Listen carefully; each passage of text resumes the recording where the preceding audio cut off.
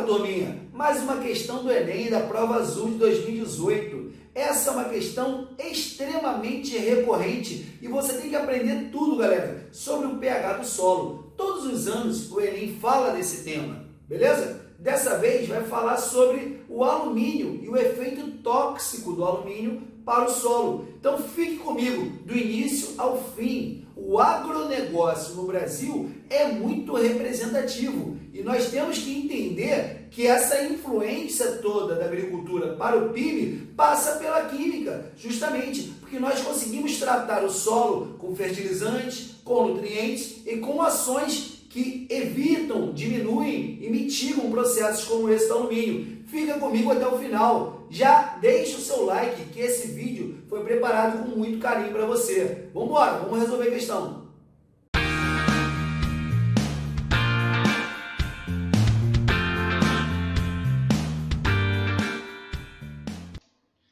Bora, turminha, mais uma questão Enem, questão número 121.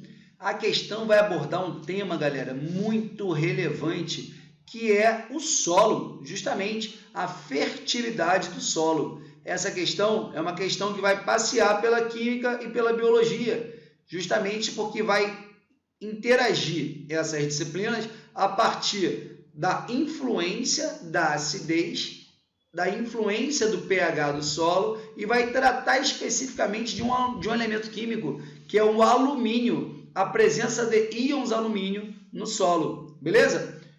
Já te peço, deixe seu like. Se você não tiver inscrito, se inscreva nesse canal, porque diariamente questões são discutidas aqui com profundidade. Nosso objetivo vai além do gabarito. Falo isso para vocês todos os dias. Estudar não é decorar gabarito. Estudar é a gente se aprofundar e aprender novos conceitos. Tudo bem? Então, te agradeço. É uma honra tê-lo nesse canal e vamos junto. Vamos prestar atenção na questão. Questão número 121, prova azul, Enem 2018. O manejo adequado do solo possibilita a manutenção de sua fertilidade à medida que as trocas de nutrientes entre matéria orgânica, água, solo e o ar são mantidas para garantir a produção. Algumas espécies iônicas de alumínio são tóxicas. Repetindo, algumas espécies iônicas de alumínio são tóxicas, não só para a planta, mas para muitos organismos, como as bactérias responsáveis pelas transformações no ciclo do nitrogênio. O alumínio danifica as membranas das células das raízes e restringe a expansão de suas paredes. Com isso, a planta não cresce adequadamente. Para promover benefícios para a produção agrícola, é recomendada a remediação do solo utilizando calcário, CaCO3. Então, esse foi um texto extraído desse livro aí, do Brad, Elementos da Natureza e as Propriedades dos Solos. Turminha, prestem atenção no seguinte, os textos que aparecem do Enem, eles não foram criados para o Enem. São textos que existem na nossa vida, são textos que estão aí disponíveis para a gente e que, na hora que a pessoa vai elaborar essa questão, extrai textos da vida e traz para o contexto da abordagem que ele pretende trazer. Portanto, o que você estiver lendo de material de qualidade está te capacitando, sim, para a prova do Enem e para as discussões que acontecerem na sua vida. Muito bem. Essa remediação promove no solo, aí te dá aí 5 alternativas: diminuição do pH, deixando o solo fértil, solubilização do alumínio, ocorrendo sua lixiviação pela chuva, interação do íon cálcio com o íon alumínio, produzindo uma liga metálica, reação do carbonato de cálcio com os íons alumínio, formando alumínio metálico e, por fim, aumento da sua alcalinidade, tornando os íons alumínio menos disponíveis. Portanto, gente, a pergunta é a seguinte: para promover benefícios à produção agrícola, é recomendada a remediação com calcário. Essa remediação com calcário promove no solo o quê? Beleza? Esse é o nosso objeto de investigação. Sendo que, como a gente está estudando, a gente vai além disso. Nós vamos falar de conceitos importantes dessa questão. Em primeiro lugar, a nossa matriz referência Enem prevê esse conceito, uma vez que trabalha Substâncias iônicas do grupo. Observe, galera, cloreto, carbonato, nitrato e sulfato. Para tudo, preste atenção no que eu estou te falando, gente. Isso é muito importante. Vocês já estudaram na química inorgânica, na química geral, uma série de sais, uma série de ânions. Então, você já ouviu falar em fosfato, em permanganato, em fluoreto, em sulfeto, em tantos ânions, correto? Só que de todos esses que você já estudou, o Enem te pede para saber tudo sobre apenas 4. Exatamente, para que você entenda sobre 4 ânions. E esses ânions são cloreto, carbonato, nitrato e sulfato. Portanto, você tem que estudar esses 4 ânions, beleza? Cloreto, dentre esses, é o único que não tem halogênio, é o Cl-. O carbonato é o CO3 2-. O nitrato é o NO3-. E o sulfato é o SO4 2-. Vocês têm que conhecer, gente, esses ânions, porque todos os anos o Enem cobra esses ânions. Ainda, no tópico transformação química e equilíbrio, aparece aí, turminha, o tópico pH, solubilidade, sais e hidrólise. Todos os anos cai hidrólise no Enem. Todos os anos. Você entende hidrólise? Você sabe como é que funciona o mecanismo da hidrólise? Então vamos junto até o final. Preste atenção, turminha. Vai falar sobre fertilidade, sobre troca de nutrientes e sobre remediação através do calcário. Ainda vamos discutir conceitos de pH, lixiviação e alcalinidade. Então, vamos avançar, vamos pensar junto aqui. Ó. Turminha, a falta de nutrientes gera uma série de prejuízos na hora do crescimento de uma planta, não só para o crescimento, mas para a sua formação plena. Então, eu tenho aqui um destaque para 7 nutrientes essenciais. Ó. Cálcio, ferro, magnésio, potássio, nitrogênio, fósforo e enxofre. Exatamente. Você não precisa decorar a carência, a falta de nutrientes, desses nutrientes, exatamente qual é o prejuízo que vai acarretar. Beleza? Isso a questão poderia te contar, mas é interessante você entender que existe uma relação causa e efeito. Então, como a gente está estudando, para ilustrar, por exemplo, a falta de cálcio torna as folhas enroladas e pálidas. A falta de ferro deixa as folhas mais amareladas. A falta de magnésio deixa também a cor mais pálida e, dependendo, frágil a tal ponto dela cair. Já a falta de potássio deixa ela tão fininha que ela fica cheia de pequenos buracos. A falta de nitrogênio vai dar essa degradaçãozinha, ó, na ponta, dando essa dupla coloração, com a pontinha ficando mais pálida. Já a falta de fósforo também vai demonstrar essas zonas mortas. Tudo que eu estou falando vocês já perceberam.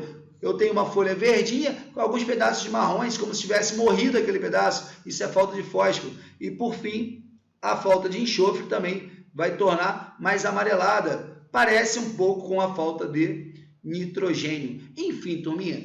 Ah, Felipão, eu tenho que decorar a carência e o prejuízo? Não, você tem que guardar essa noção que os nutrientes são essenciais para o crescimento pleno da planta, beleza? Então, eu tenho ali o esqueminha do que seria uma folha saudável. Essa folhinha saudável não teria nenhum desses prejuízos. Então, teoricamente, seria uma folhinha bem nutrida. Percebam que o alumínio ele não é considerado um nutriente. A carência de alumínio ali, ó, não vai gerar nenhum prejuízo. Perceberam? Portanto, existe uma relação direta entre os nutrientes para a planta e as ações, os prejuízos que a sua carência podem desencadear. Vamos junto? Vamos avançar? Percebam na tabela periódica que todos esses elementos estão na tabela. Uns são considerados minerais, outros não. Então, na parte verdinha, nós temos aí os minerais essenciais para as plantas. Beleza? Já em amarelo, nós temos aqueles que seriam minerais que geram benefícios para a planta. Eles não são classificados como essenciais, mas são importantes. E em azulzinho, eu teria aqueles que são essenciais, mas que não fazem parte do grupo dos minerais. Beleza? Então, como é que funciona, por exemplo, a indústria de fertilizante?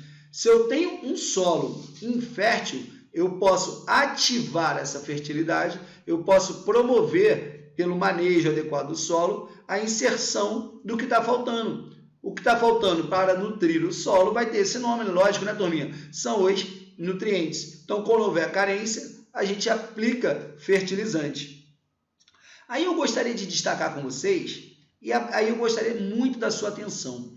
Eu não sei se você já conhece, eu não sei se você já aplicou essa ferramenta de pesquisa muito importante, chamada Google Acadêmico.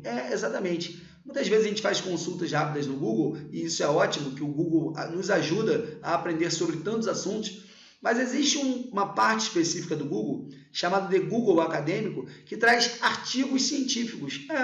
Artigos de fácil obtenção e de fácil entendimento. E eu extraí aqui, para contextualizar essa nossa questão, um artigo muito legal dessa revista chamada SES, que é Centro de Ensino Superior, lá da Faculdade de Juiz de Fora, em Minas Gerais. Então, SES Revista. O título do artigo traz a seguinte informação: efeitos tóxicos do alumínio no crescimento das plantas, mecanismos de tolerância, sintomas, efeitos fisiológicos, bioquímicos e controles genéticos. Então, tenho aí 6 autores que participaram desse projeto. Percebam que, da mesma maneira que o nosso texto da questão ele gira em torno de um texto já existente, eu estou te incentivando a ler artigos acadêmicos. Exatamente.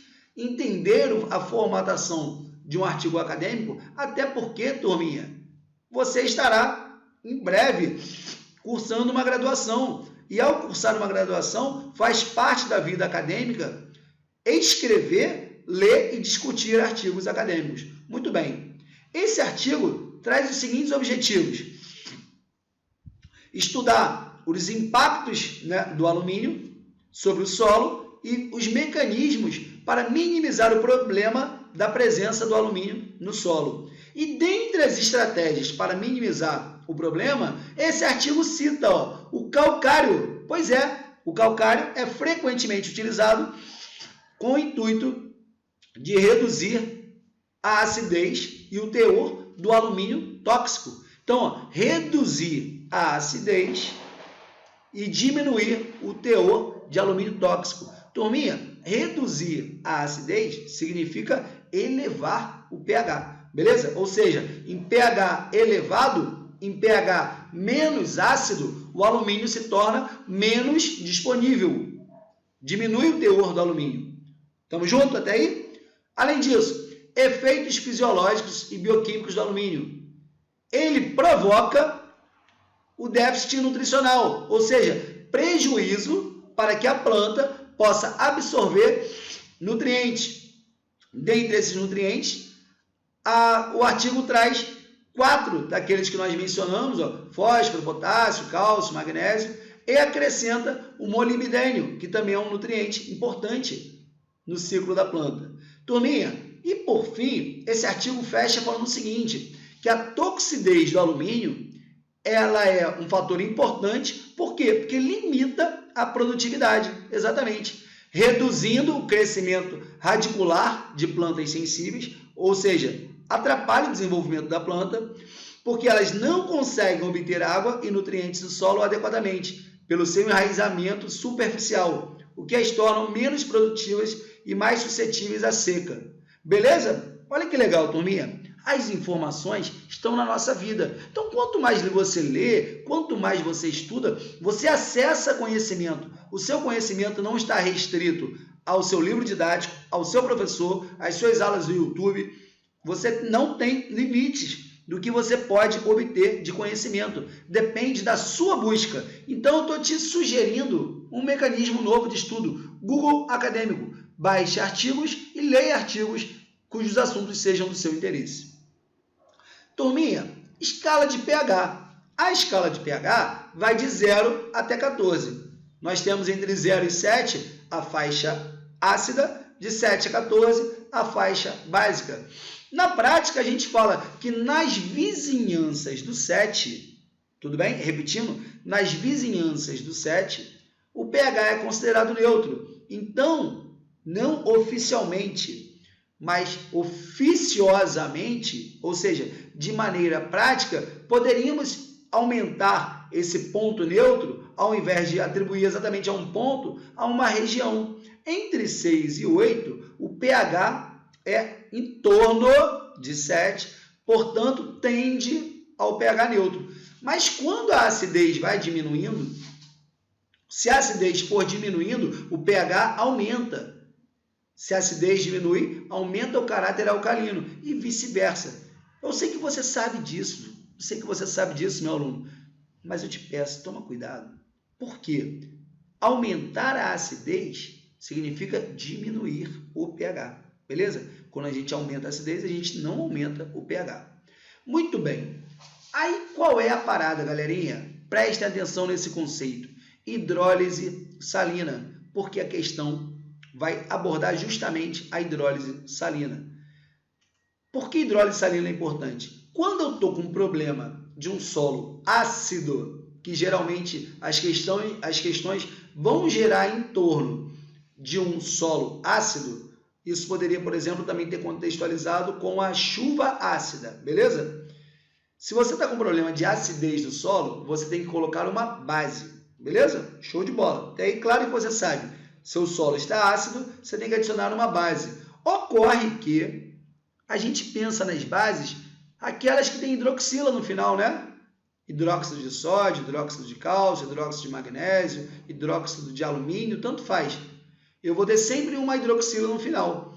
Só que seria muito básico para Enem, né? Então o Enem não vai colocar na sua opção uma base oficial, exatamente. Não vai colocar uma base tradicional, e sim uma substância de caráter básico, exatamente. Ao invés de uma hidroxila, vai aparecer uma substância sem hidroxila, porém que tenha caráter básico.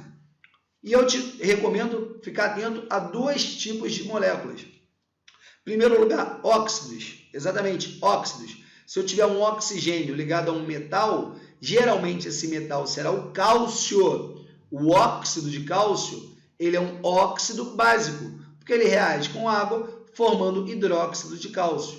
Beleza? Além disso, fique atento aos sais. E aos sais, a dica que eu vou te dar é a seguinte. Um sal, ele tem cátion e tem ânion. Esse sal que tem cátion e ânion, ao reagir com a água, vai sofrer um processo chamado de hidrólise salina. Hidro, água, lise, quebra. Então, esta água vai quebrar o sal, vai hidrolisar o sal, de tal maneira que o cátion vai se unir à hidroxila, beleza? O cátion vai se unir à hidroxila. Lembrando, turminha, isso é um modelo, beleza? Isso é um modelo, tranquilo? Vamos lá. O cátion vai se unir à hidroxila e o ânion vai se unir ao H+. Cátion à hidroxila e o ânion H+, gerando na hidrólise salina um ácido e uma base. E daí, Filipão? E daí que? O que eu tenho que ficar atento? A partir do cátion e do ânion, eu vou saber se o ácido que eu formei é um ácido fraco, médio ou forte. E a base também. Então, eu vou ficar muito atento ao seguinte. Se o meu cátion for um alcalino ou um alcalino terroso, se ele for um alcalino ou um alcalino terroso, provavelmente eu vou gerar uma base forte, beleza? Exceto se o alcalino terroso for berílio ou magnésio. Excetuando-se berílio e magnésio, se o meu cátion for alcalino ou alcalino terroso, guardem isso, eu vou formar uma base forte. Já o meu ânion, dependendo do meu ânion, eu vou saber se o meu ácido vai ser fraco, médio ou forte, justamente porque esse ânion vai se aderir ao hidrogênio. Então, nesse caso especificamente da questão, percebam que carbonato de cálcio, o CaCO3, ele é cálcio e carbonato. O carbonato forma ácido carbônico, que é um ácido fraco.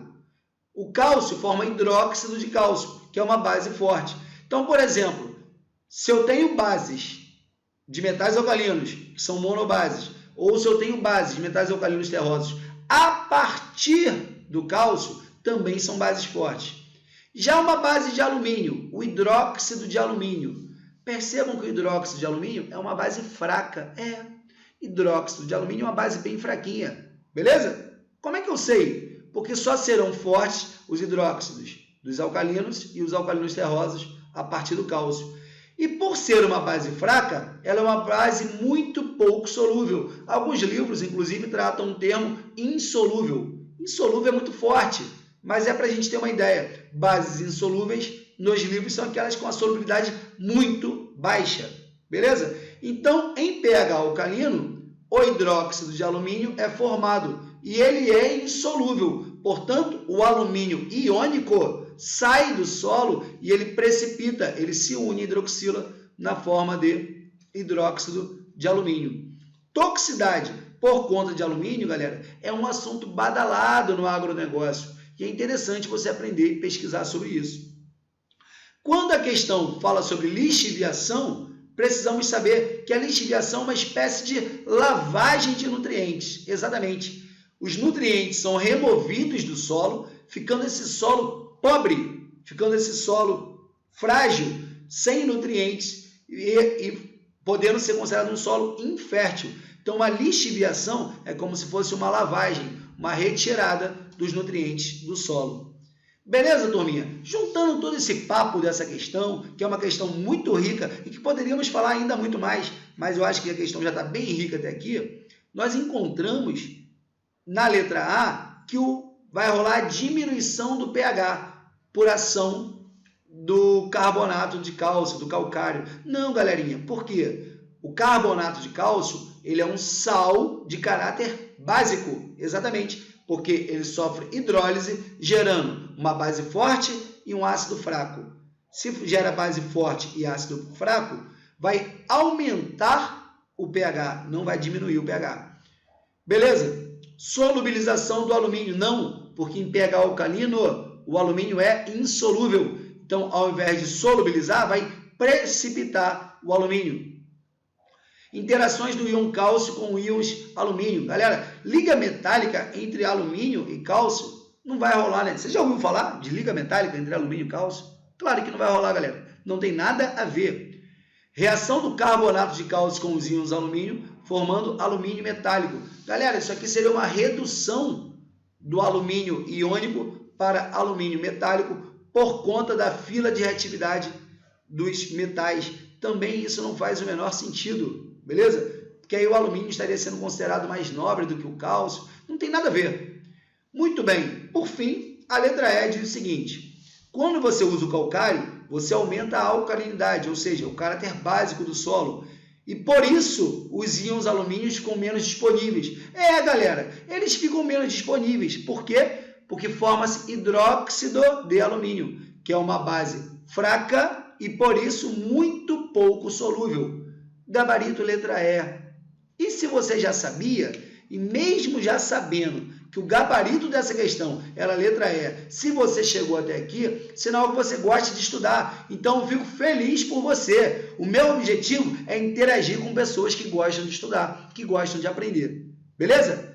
Deixe seu like aí, ó, se inscreva nesse canal, fique comigo, interaja comigo, deixe suas mensagens, faça pergunta, que eu vou ter um prazer enorme em responder, interagir contigo e continuar somando na sua vida e contribuindo para a sua formação. Eu sou o professor Felipe Rabelo, o cara que gosta de estudar e que gosta de pessoas estudiosas. Um beijão para você e vamos para a próxima questão.